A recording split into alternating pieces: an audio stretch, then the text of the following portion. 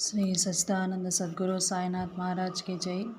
Sri Sai Sachharitra, chapter 35, Tested and Never Found Wanting. Kaka Mahajani's friend and master Bandra insomnia case, Bala Patil Nevaskar. This chapter also continues with the subject of the importance and effectiveness of the Udi. It also gives two cases in which Baba was tested and not found wanting. These cases will be taken up first. Preliminary. In spiritual matters or endeavors, sectarianism is the greatest bar to our progress. Those who believe that God is without form are heard saying that to believe that God is in with form is an illusion and that the saints are only human beings. Then why should they bow down their heads before them and offer dakshina? Persons belonging to other sectors will also raise objections and say, why should they bow and offer elegance to other saints, leaving their own gurus? Similar objections regarding Sai Baba were heard before and even now. Some said that when they went to Shirdi, Baba asked for dakshina from them. Is it good that saints should collect money in this fashion? If they do so, where is their sainthood? But there are many instances where men went to Shirdi to scoff but remained there to pray. Two such instances are given below. Kaka Mahajani's friend. A friend of Kaka Mahajani was a worshipper of Nirgun, God without form, and was averse to idolatry.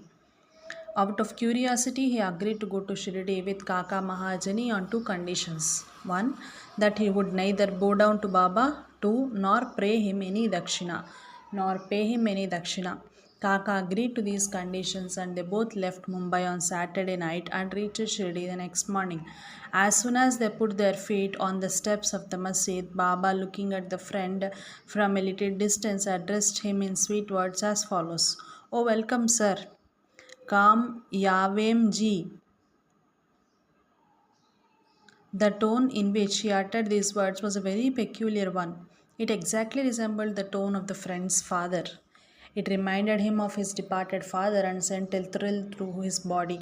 What an enchanting power the tone had. Being surprised, the friend said, This is no doubt the voice of my father. Then he at once went up and, forgetting his resolution, placed his head upon Baba's feet. Then Baba asked for dakshina twice, once in the morning and again at noon. At the time of their taking leave, but he asked it from Kaka only and not from the friend. The latter whispered to Kaka, Baba asked for dakshina from you twice. I am with you. Why does he ignore me? You ask Baba yourself, was Kaka's reply. Baba asked Kaka what his friend was whispering. Then the friend asked Baba himself whether he should pay any dakshina. Baba replied, You had no mind to pay, so you were not asked. But if you want to pay now, you may. Then the friend paid 17 rupees as dakshina, the same amount that Kaka paid. But then Baba then addressed him with a few words of advice. You destroy Teli's wall, sense of difference between us, so that we can see and meet each other face to face. Then Baba allowed them to leave. Though the weather was cloudy and rough, Baba assured them of their safe journey and both of them reached Mumbai safely. When he reached home and opened the door and windows of his house, he found two sparrows dead on the ground and one just flying out through a window. He thought that if he had left the windows open, two sparrows would have been saved, but thought again that they had met their lot and that Baba had sent him back soon just to save the third sparrow. Kaka Mahajani's master. Kaka was the manager. Sorry. Kaka Mahajani's master. Kaka was the manager in the firm of Takkar Dharam Se Jethabai, a solicitor of Mumbai. Both the master and the manager were on the intimate terms. Mr. Takkar knew that Kaka would often go to Shirdi, stay there for some days and return when Baba permitted him. Out of curiosity, Mr. Takkar decided to go to Shirdi with Kaka during Shimga holidays. As Kaka's return was uncertain, he took another man with him for his company. The three started together and Kaka bought 2 seers of raisins, dried grapes with seeds, on the way of her presentation to Baba. They reached Shirdi in due time and went to Masjid for darshan. Baba Sahib Tarkhad was also there, and Mr. Thakkar asked him why he came there. For darshan, Thakkar replied. Mr. Thakkar asked if miracles took place there. Thakkar replied that it to see miracles was not of the concern. The earnest intentions of the bhaktas were satisfied here. Then Kaka prostrated himself before Baba and offered the raisins to him. Baba ordered them to be distributed. Mr. Tucker also got a few of them. He did not want to have the raisins, as he was advised by his doctor not to eat them without washing and cleaning them. So he was in a fix. He did not want to eat them, nor could he reject them. To keep up formalities, he put them into his mouth but did not know what to do with the seeds.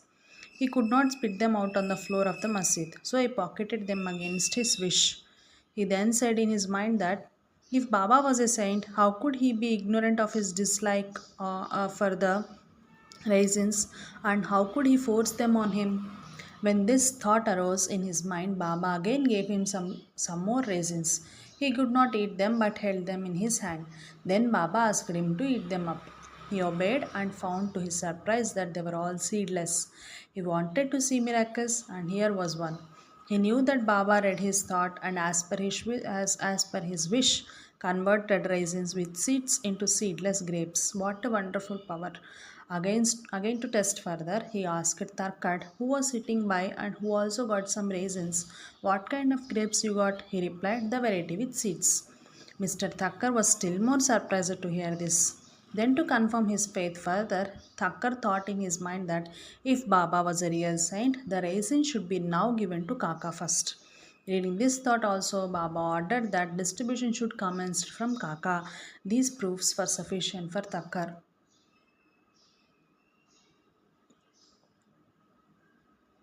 Then Shama introduced Mr. Thakkar as the master of Kaka, upon which Baba said, how could he be his master? He has got a different master altogether. Kaka appreciated this reply. After forgetting his resolve, Thakkar saluted Baba and returned to the Vada. After the noon arti was over, they all went to masjid for taking Baba's leave for their departure. Shama spoke for them. Baba then spoke as follows. There was a fickle minded gentleman. He had health, wealth, and was free from both physical and mental afflictions. But he took on needless anxieties and burdens and wandered hither and thither, thus losing his peace of mind. Sometimes he dropped the burdens and at other times carried them again. His mind knew no steadiness. On seeing his state, I took pity on him and said, now keep your faith on one place you like. Why roam like this? Thakkar at once understood that this was an exact description of himself. He wished that Kaka should also return with him, but no one expected that Kaka would be allowed to leave Shirdi so soon. Baba read his thought and also permitted Kaka to return with his master. Then Baba asked Kaka for 15 rupees as dakshina and received it. He said, if I take 1 rupee as dakshina from anybody, I have to return tenfold to him. I never take anything gratis. I never ask anyone indiscriminately. I only ask and take from him whom the fakir, my guru, points out. If anyone is indebted formally to the fakir, dakshina is received from him. The donor gives, that is, sows his seeds only to reap a rich harvest in future. Wealth should be the means to work out dharma. If it is used for personal enjoyment, it is wasted.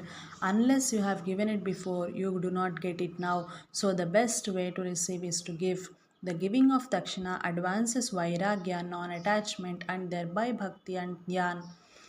Give one and receive tenfold. On hearing these words, Mr. Thakkar himself gave 15 rupees in Baba's hand, forgetting his earlier resolve not to do so. He thought it was good that he came to Shirdi, and as all his doubts were solved and he learned so much. Baba's skill in handling such cases was unique.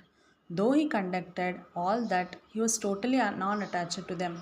Whether anybody saluted him or not, or whether anybody gave him dakshina or not, all was same to him.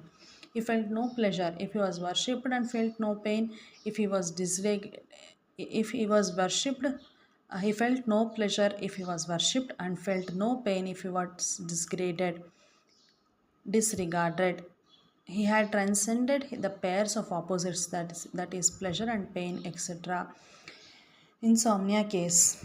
A Kayastha Prabhu, gentleman of Bandra, suffered from insomnia for long. As soon as he lay down for sleep, his departed father appeared to him in his dream, abused and scolded him severely. This disturbed his sleep and made him restless the whole night. Every night this went on, and the man did not know what to do. One day he consulted a devotee of Baba in this respect. He recommended the Udi as the only infallible remedy he knew. He gave him some of the udi and asked him to apply it little on his forehead before going to bed and keep the udi packet under his pillow. He tried this remedy and found to his great surprise and joy that he had a sound sleep and there was no disturbance of any kind. He continued the remedy and always remembered Sai. Then he got a picture of Sai Baba, which he hung on the wall near his pillow and started worshipping it daily, and on Thursdays offered garland, naivedya, etc. Then he got well and forgot his trouble altogether. Balaji Patil Nevaskar. This man was a great devotee of Baba.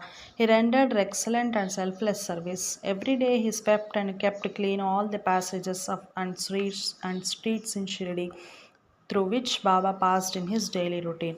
After him, this work was done equally well by another devotee, Radha Krishnamai, and after her by Abdullah. When Balaji reaped his corn every year, he brought the whole quantity and presented it to Baba. He returned with what Baba gave him back and maintained himself and his family with it. This course was followed by him for many years and after him by his son also. Power and efficacy of Udi. Once it happened that on Balaji's death anniversary, a certain number of guests were invited and the dinner was prepared for them. But at dinner time, it was found that thrice the number of people invited turned up. Mrs. Nevaskar was in a fix. She thought that the food would not suffice for the people assembled, and if it fell short, the honor of the family would be at stake. Her mother in law comforted her by saying, "Don't be afraid, it's not ours, but Sai's food. Cover every vessel with cloth, putting some udi in it, and serve from the same without opening it. Sai will save us from ignominy." She did as she was advised, and it was found to their surprise and joy that not only did the food suffice for all, but plenty of it remained after serving. As one feels intently, so he realizes accordingly was proved in this case. A similar instance is reported to me by my friend Mr. B. H. Chaugule, first class subjudge and a great devotee of Baba. In February 1943, there was a puja festival and dinner at Karzat, Ahmednagar district. About 5 times the number of people invited came up and they were all fed. To the astonishment of all, it was found that by Baba's grace there was no shortage of food. Sai appearing as serpent. Once Raghu Patil of Shirdi went to Balaji Patil at Nevas. That evening he found that a serpent entered the cowshed hissing. All the cattle were afraid and became restless.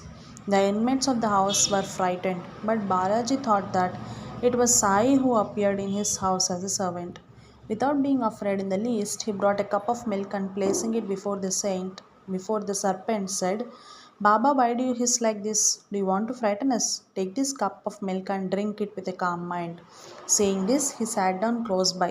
The other members were frightened and did not know what to do. In a short time, the serpent disappeared of its own and nobody knew where it went. It was not found, though a thorough research was made in the cowshed. Balaji had 2 wives and some children. They sometimes went to Shirdi from Nevase for taking Baba's darshan. Then Baba brought saris and other cloths which were given to them with his blessings.